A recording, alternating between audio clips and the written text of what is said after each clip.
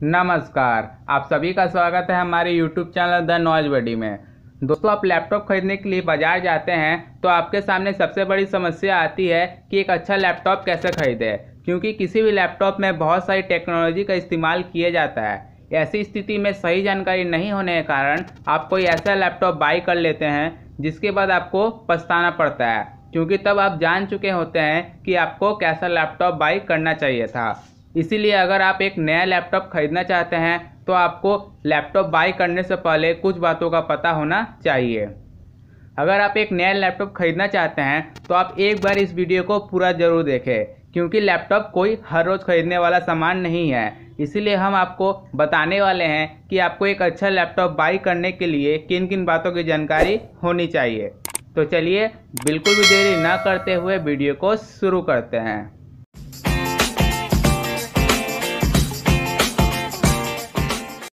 Laptop by करने से पहले, किसी भी सामान को खरीदने से पहले हमें अपनी ज़रूरतों का पता होना चाहिए, खासकर जब आप एक न्यू लैपटॉप बाई करने के बारे में सोचते हैं। इसीलिए सबसे पहले अपनी ज़रूरतों को जान लें ताकि आप एक अच्छा लैपटॉप बाई कर सकें। अब इसके बाद बात आती है बजट की। यह आप पर निर्भर करता है कि आप अपने बजट के हिसाब से लैपटॉप बाई करना चाहते हैं या फिर लैपटॉप के हिसाब से बजट बनाना चाहते हैं। इन दोनों बातों से पहले आपको यह जानकारी होनी चाहिए कि लैपटॉप लेने से पहले आपको किन किन बातों का ध्यान रखना चाहिए और किस तरह का लैपटॉप आपके लिए अच्छा रहेगा।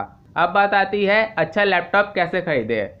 जब आप बाज़ार में लैपटॉप खरीदने जाते हैं तो आपसे बहुत सारे सवाल किए जाते हैं और उन सवालों के बाद ही आपको बताया जाता है कि कौन सा लैपटॉप आपके लिए सही है। तो चलिए जान लेते हैं उन सभी के बारे में। सबसे पहला है लैपटॉप स्क्रीन साइज। लैपटॉप में आपको छोटी और बड़ी कैसे स्क्रीन चाहिए इसका पता आप अपने काम से लगा सकते हैं। जैसे अगर आपको मूवीज़, गेम्स के लिए इस्तेमाल करना है तो आप बड़ी स्क्रीन का चुनाव कर सकते हैं, और ऑफिस या रोज़ इस्तेमाल करने के लिए या आप उसे कहीं भी ले जाए तो उसके लिए आप छोटी स्क्रीन का चुनाव कर सकते हैं। अगर आप फुल HD स्क्रीन लेते हैं तो आप लैपटॉप में ग्राफिक कार्ड के साथ लें ताकि उसकी प्रोसेसिंग के कारण आपके लैपटॉप में हैंग होने की समस्या ना आए। अगर आपका बजट ज़्यादा है और आप एडवांस टेक्नोलॉजी का इस्तेमाल करना चाहते हैं तो आप टच स्क्रीन भी ले सकते हैं। दूसरा नंबर है प्रोसेसर। लैपटॉप, कंप्यूटर और फ़ोन में सबसे इम्पोर्टेंट रोल प्रोसेसर प्ले करता है। प्रोसेसर ही यह डिसाइड करता है कि लैपटॉप की काम करने की स्पीड कितनी होगी। इसके लिए हमें प्रोसेसर के कितने टाइप्स होते हैं यह जानना होगा। आपका प्रोसेसर जितने नए वर्जन का होगा उतना ही फास्ट काम करेगा। अगर आपका प्रोसेसर पुराने वर्जन का होगा तो आपका लैपटॉप हैंग हो सकता है या फिर वह स्लो काम करेगा।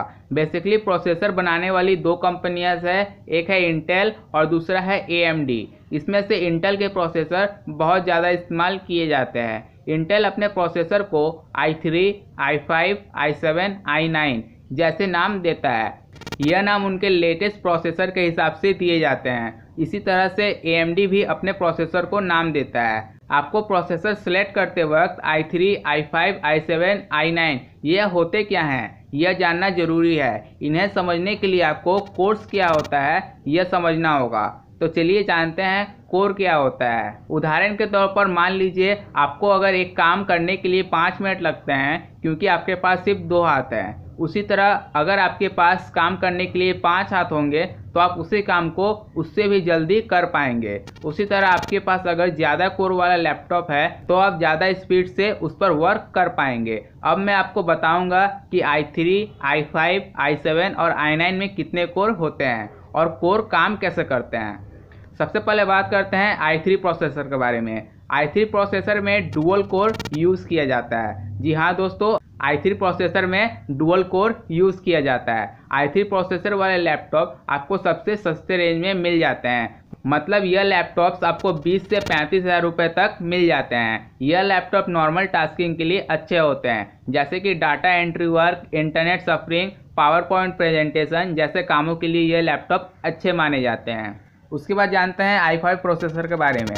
i5 प्रोसेसर डुअल कोर या क्वाड कोर होते हैं। क्वाड कोर डुअल कोर से फास्ट होता है। आपको अगर लैपटॉप में हेवी सॉफ्टवेयर, वीडियो एडिटिंग और हेवी गेम्स चलाने हैं तो आपको मैं i5 प्रोसेसर रिकमेंड करता हूँ। यहाँ आपको i3 प्रोसेसर के मुकाबले बेहतर परफॉर्मेंस देखने को मिलेगा। इसीलिए i5 प्रोसेसर वाले लैपटॉप्स i3 प्रोसेसर लैपटॉप के कंपैरिजन में महंगे देखने को मिलते हैं। अब बात करते हैं i7 और i9 प्रोसेसर के बारे में। अगर आपको लैपटॉप पर बहुत ज़्यादा हैवी वर्क करना है तो आपको i7 या फिर i9 प्रोसेसर वाला लैपटॉप लेना चाहिए। इसका use heavy video editing, heavy games, graphic designing या फिर हैवी सॉफ्टवेयर यूज़ करने के लिए होता है। यह लैपटॉप आपको i3 और i5 प्रोसेसर के कंपैरिजन में महंगे मिलते हैं। आपको इन प्रोसेसर के सामने 5th generation, 6th generation, 7th generation लिखा मिलता है। यह आखिर क्या होता है यह भी आपको पता होना चाहिए, तो इसके बारे में आगे जानेंगे। जनरेशन बेसिकली हमें यह बताता है कि यह प्रोसेसर पिछले जनरेशन के प्रोसेसर से इम्प्रूव है। उदाहरण के तौर पर मान लीजिए एक i3 प्रोसेसर है 5th जनरेशन का और वही एक i3 प्रोसेसर है 8th जनरेशन का, तो नॉर्मल सी बात है कि 8th जनरेशन वाला प्रोसेसर इम्प्रूव होगा 5th जनरेशन वाले प्रोसेसर के मुकाबले। इसीलिए आपको लेटेस्ट जनरेशन वाला लैपटॉप लेना चाहिए। जनरेशन के हिसाब से लैपटॉप थोड़े महंगे भी हो जाते हैं। तीसरा नंबर पॉइंट है रैम। रैम भी एक इम्पॉर्टेंट पार्ट होता है लैपटॉप का, जिसे हम रैंडम एक्सेस मेमोरी कहते हैं। जब भी आप अपने लैपटॉप पर किसी एप्लीकेशन को ओपन करते हो तो वह एप्लीकेशन बेसिकली रैम के अंदर ओपन होती है। अब सवाल उठता है कि हमारे लैपटॉप के अंदर कितनी रैम होनी चाहिए। आमतौर पर देखा जाए तो अगर आप i3 प्रोसेसर वाले लैपटॉप को खरीदते हैं तो आपको कम से कम 4 GB रैम वाले लैपटॉप को खरीदना होगा। और वैसे भी मार्केट में जितने भी लैपटॉप i3 प्रोसेसर पर काम करने वाले होते हैं उन सब लैपटॉप की रैम 4 GB या फिर उससे ऊपर की होती है। उसी तरह आप अगर i5 प्रोसेसर वाला लैपटॉप लेते हैं तो उसमें कम से कम 8 GB की रैम होनी चाहिए। सिमिलरली आप अगर i7 या i9 प्रोसेसर वाले लैपटॉप को खरीदते हैं तो उसमें मिनिमम 16 GB या फिर 32 GB रैम होनी चाहिए। चौथा नंबर पॉइंट है ग्राफिक कार्ड। ग्राफिक भी लैपटॉप में सबसे इम्पोर्टेंट रोल प्ले करता है, स्पेशली तब जब आप गेमिंग करते हो। आमतौर पर आपको लैपटॉप में इंटीग्रेटेड ग्राफिक या फिर डेडिकेटेड ग्राफिक देखने को मिलता है। इंटीग्रेटेड ग्राफिक और डेडिकेटेड ग्राफिक क्या होता है यह समझने के लिए पहले आपको ग्राफिक क्या होता है यह समझना होगा। ग्राफिक को आप सिंपल भाषा में समझे तो जो भी लैपटॉप पर देखते हैं, जो भी आपको दिखाया जाता है, जो भी प्रोसेस आपको देखने को मिलता है, यह सारी चीज़ें ग्राफिक की वजह से पॉसिबल होती है।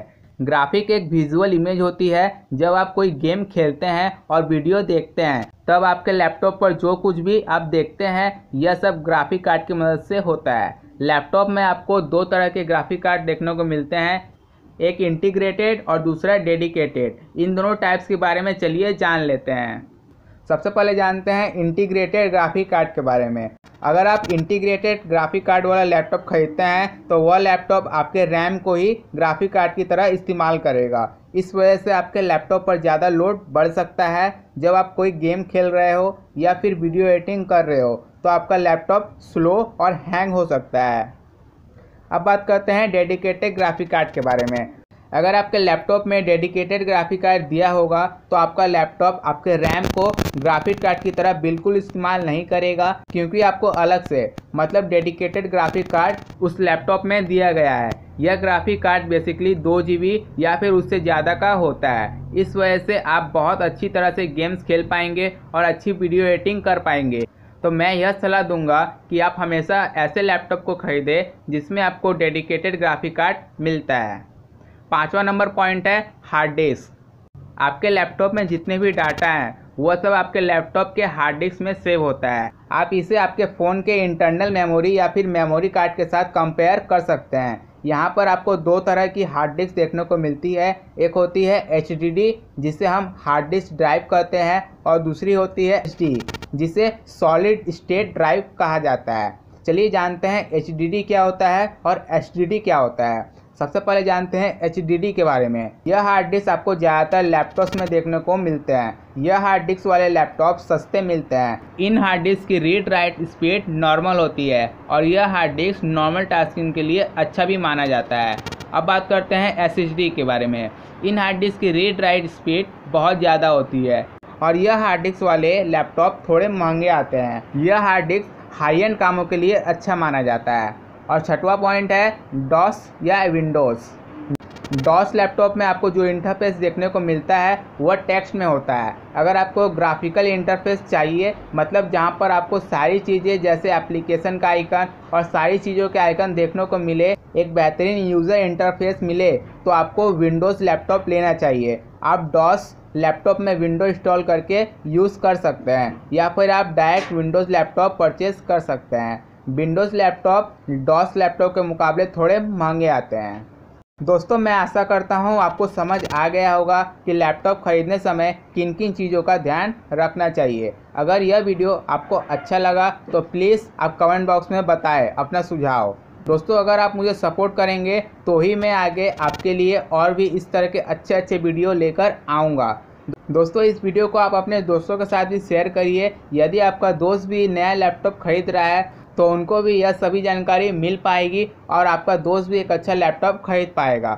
दोस्तों, यदि आपको यह वीडियो पसंद आई तो आप हमारे चैनल द नॉलेज बडी को सब्सक्राइब करना बिल्कुल भी ना भूलें।